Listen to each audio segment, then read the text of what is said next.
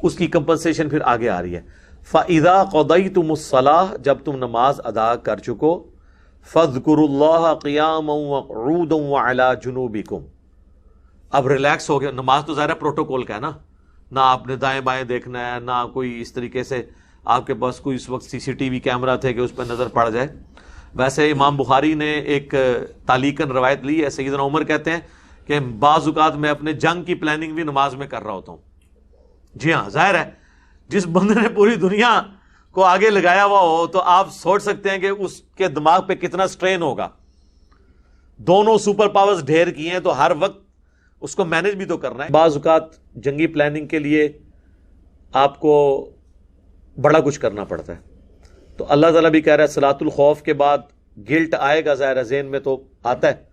تو جب تم بعد میں ہونا تو اٹھتے بیٹھتے اللہ کو یاد کرتے رہا کرو اور کروٹوں پہ لیٹے, تاکہ تمہاری ذکر کی برکت سے نماز کی کمزوری کی کمپنسیشن ہوتی رہے. فَإِذَا مَأْنَنْتُمْ اور جب تم اطمینان حاصل کر لو دشمنوں کی طرف سے فَأَقِيمُوا الصَّلَاةَ پھر لمبی لمبی نمازیں پڑھو سکون سے. ٹھیک ہے.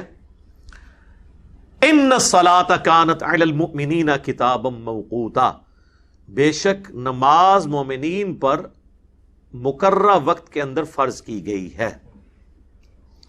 یہ آیت کا ٹکڑا بیسیکلی اس پورے پورشن میں یہ کر رہا ہے کہ کوئی یہ کہہ سکتا ہے کہ خوف کی حالت ہے تو کٹھی کر کے ایک اور نمازاں پڑھ لو 8-10 دن بعد.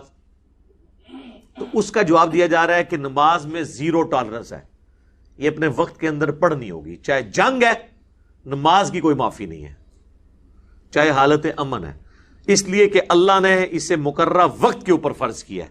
لہذا حالت جنگ میں بھی کوئی یہ پلی نہیں لے سکتا کہ میں کٹھی کر کے بعد میں نمازیں پڑھ لوں گا. صلاۃ الخوف اس طریقے سے پڑھیں گے لیکن نماز کا ٹائم نہیں گزرنا چاہیے. اب آپ کو اس کی سمجھ آئی کہ اس آیت کا کانٹیکسٹ کیا ہے, کہ یہاں پہ یہ آیت کا ٹکڑا کیا کر رہا ہے. بخاری مسلم میں حدیث ہے, غزوہ خندق کے موقع پر نبی علیہ السلام کی عصر کی نماز قضا ہو گئی تھی. ظاہر حالت خوف اتنی تھی کہ مسلمانوں کی مین پاور بھی بڑی تھوڑی تھی, اور اتنے قبائل آ کے مدینے کے باؤنڈری پہ کھڑے ہو گئے, وہ خندق کھودی, اور اس میں ذرا سے غافل ہوتے, نماز پڑھنا شروع کرتے تو وہ تیر چلا دیتے.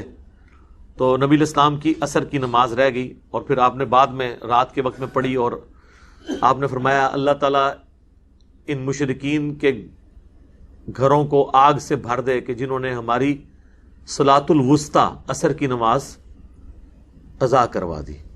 یعنی اس کا وقت گزر گیا, غروب آفتاب کے بعد پھر جب پڑھنی پڑی عشاء کے وقت, تو پھر آپ نے وہ اکٹھی وہ نمازیں پڑھی, ظہر عصر مغرب عشاء چاروں اکٹھی پڑھی خوف کی حالت کی وجہ سے.